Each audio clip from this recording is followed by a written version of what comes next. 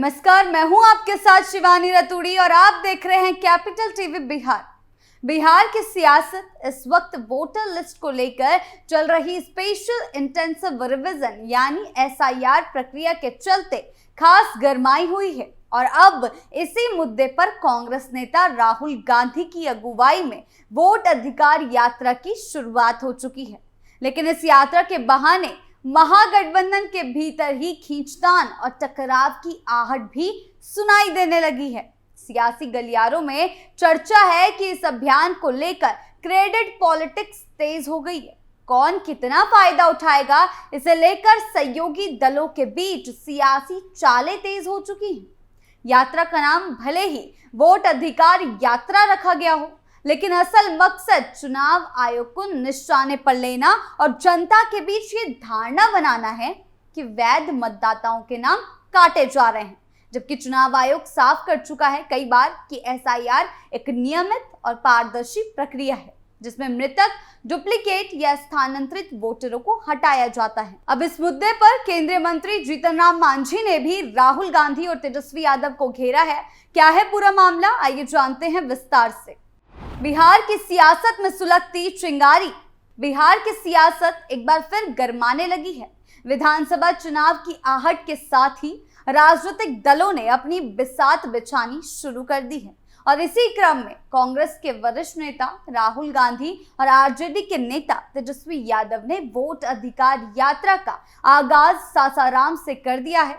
इस यात्रा को केवल एक राजनीतिक मुहिम कह देना शायद इसकी तीव्रता और इसके पीछे की रणनीति को कमतर आंकना होगा, ऐसा कांग्रेस का मानना है। ये यात्रा न केवल चुनावी मोर्चा खोलने का जरिया बन रही है उनके लिए, बल्कि इसके जरिए विपक्ष ने सीधे चुनाव आयोग को कटघरे में खड़ा कर दिया है।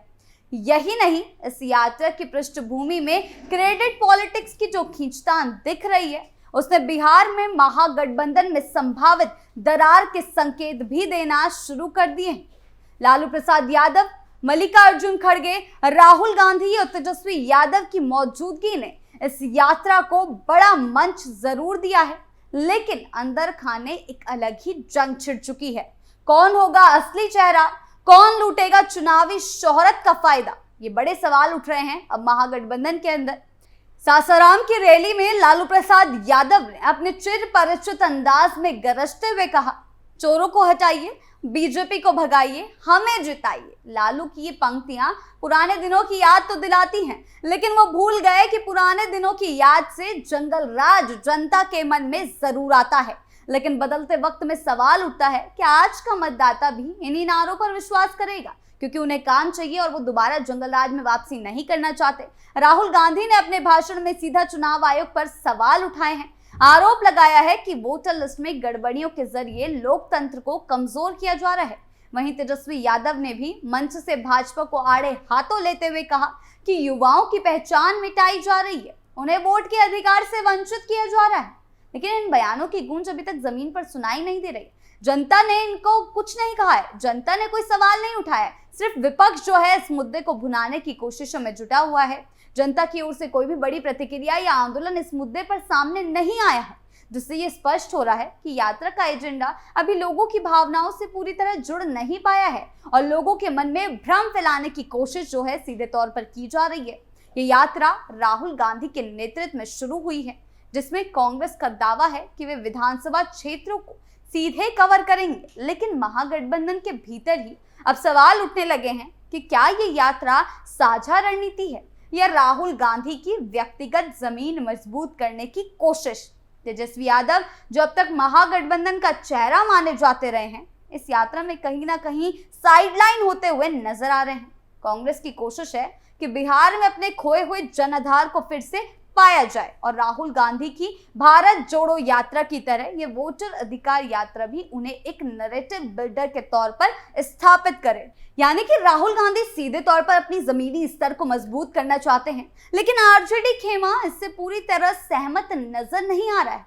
अंदर खाने की खबरों की माने तो तेजस्वी यादव के सलाहकारों को इस बात की चिंता है कि अगर राहुल गांधी बिहार में बड़ी उपस्थिति दर्ज करा गए तो 2025 के विधानसभा चुनाव में मुख्यमंत्री पद की दावेदारी पर सीधा असर पड़ सकता है और सीटों के बंटवारे पर तो असर पड़ेगा ही, क्योंकि सीटों का बंटवारा अभी तय नहीं हुआ है।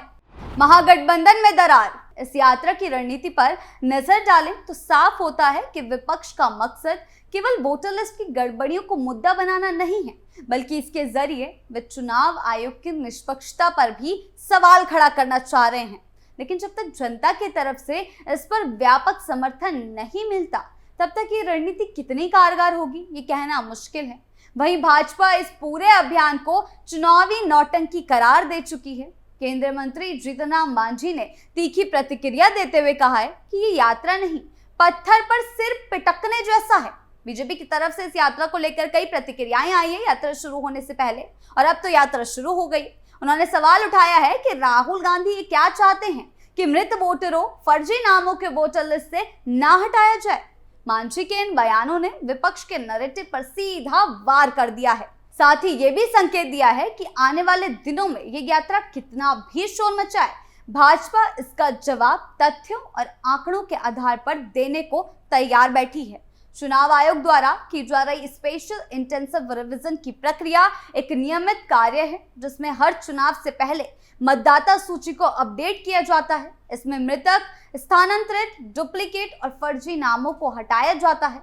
विपक्ष ने इस प्रक्रिया में कथित अनियमितताओं का मुद्दा उठाकर इसे सियासी रंग दे दिया है, लेकिन भाजपा का तर्क है कि ये तो लोकतांत्रिक प्रक्रिया की पारदर्शिता का हिस्सा है। ऐसे में अगर विपक्ष आयोग को ही कटघरे में खड़ा करता है तो ये दाव उल्टा भी पड़ सकता है, खास तौर पर तब जब जनता इस मुद्दे को लेकर उदासीन बनी हुई है। वोटर अधिकार यात्रा को जन आंदोलन में तब्दील करने के लिए सिर्फ रैलियों और नारों से काम नहीं चलेगा, उसके लिए जमीनी स्तर पर विश्वसनीयता और निष्पक्षता की जरूरत है, जो फिलहाल राहुल गांधी और तेजस्वी यादव की तरफ से नजर नहीं आ रही है। इस यात्रा का सबसे दिलचस्प पहलू यही है कि ये जितना विपक्ष को एकजुट करने के लिए शुरू की गई है, उतना ही तीव्रता से इसके भीतर क्रेडिट वॉर भी सामने आ रहा है। राहुल गांधी चाहते हैं कि वे इस यात्रा को चेहरा बने, इस यात्रा का चेहरा बने, क्योंकि कांग्रेस को बिहार में पुनर्जीवित करने के लिए ये एक सुनहरा अवसर है। वहीं तेजस्वी यादव भी चाहते हैं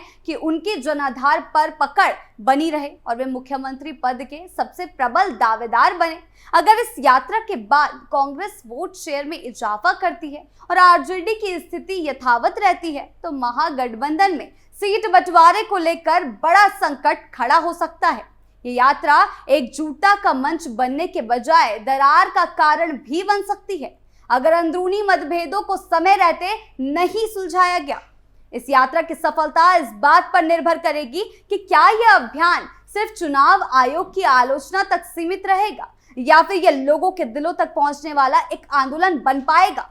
क्या जनता इसे केवल एक राजनीतिक स्टंट मानेगी या वाकई इसे लोकतंत्र की रक्षा के लिए जरूरी कदम मानेगी? ये बड़े सवाल उठ रहे हैं। क्या राहुल गांधी और तेजस्वी यादव की जोड़ी आने वाले दिनों में महागठबंधन को एक नई दिशा दे पाएगी, या फिर ये यात्रा सत्ता की बजाय सियासी दरार का रास्ता बन जाएगी? क्या जनता इस यात्रा से जुड़कर वोटर लिस्ट की शुद्धता को लेकर आवाज उठाएगी, या यात्रा महज मीडिया शो बनकर रह जाएगी?